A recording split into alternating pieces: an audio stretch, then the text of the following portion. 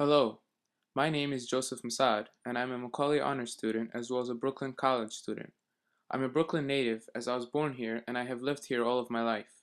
Coney Island has been a big part of my life, just as it has been a big part of Brooklyn's history and culture. For this reason, I chose Coney Island as my topic for the Community Arts Project. Coney Island is a place filled with history and culture that attracts thousands of people per year.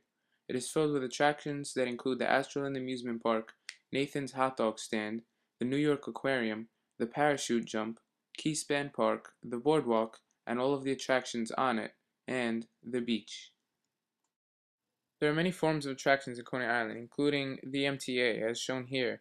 Here's another shot of the MTA, and this just shows the value and importance of Coney Island and the MTA and how it's the bottom of the Brooklyn train station. And buses and trains come to Coney Island, which shows the value of Coney Island to many Brooklynites.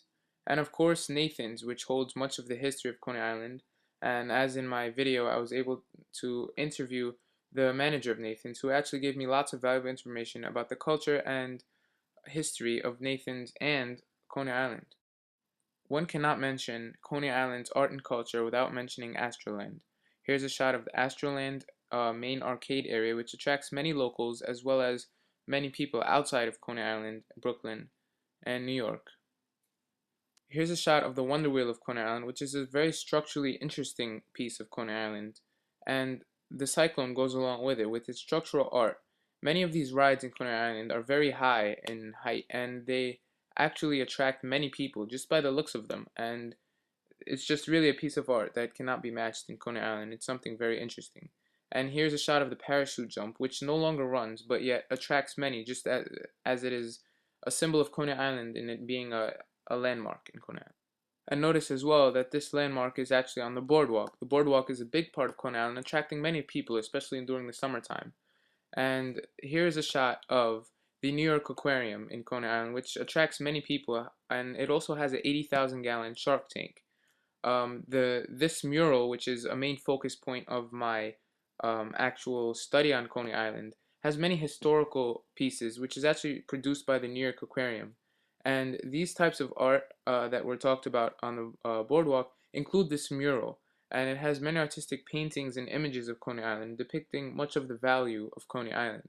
For this reason, I chose this artistic mural to be a focus point of my project. This mural was produced by Colossal Media through the help of over 100 volunteers. This shows the community relation to the art and how they value the history and art of Coney Island, and they sense the importance of depicting this art and history on a mural on the boardwalk, visible to thousands. In 1878, the Iron Tower, staying 300 feet tall, relocates to Coney Island from Philadelphia, and in 1920, the Wonder Wheel, a 150-foot tall Ferris wheel, opens up at Coney Island. And again, this mural is made by the New York Aquarium.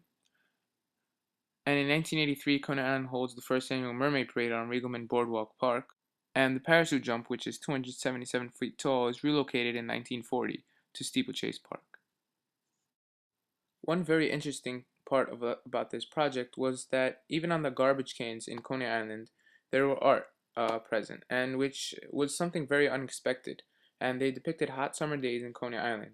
Also, the Shoot the Freak area on the boardwalk also had some artistic value in the idea of being able to play paintballing in the middle of Coney Island, but also with the actual art and style depicted in this section of the boardwalk.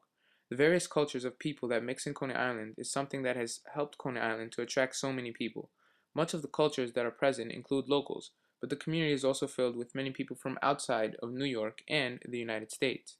What interested me most in this project is the various events that were continuously occurring at Coney Island throughout the year, and the importance of this area in the community in Brooklyn. Many people come to the community from all around the world to experience the art and history present in Coney Island.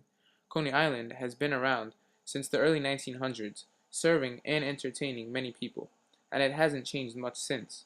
Some of the steps that I took in making a record of this project were taking pictures and videos of Coney Island while narrating much of the artistic value of where I was.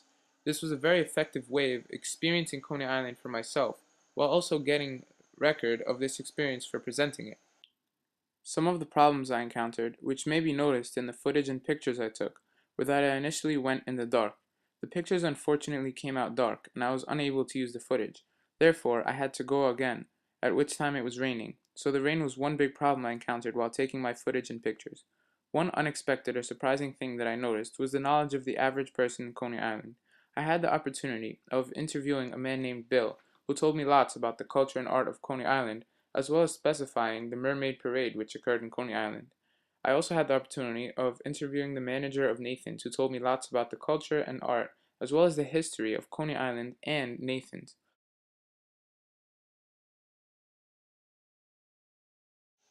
Thank you, Professor, and it was a pleasure being in your class.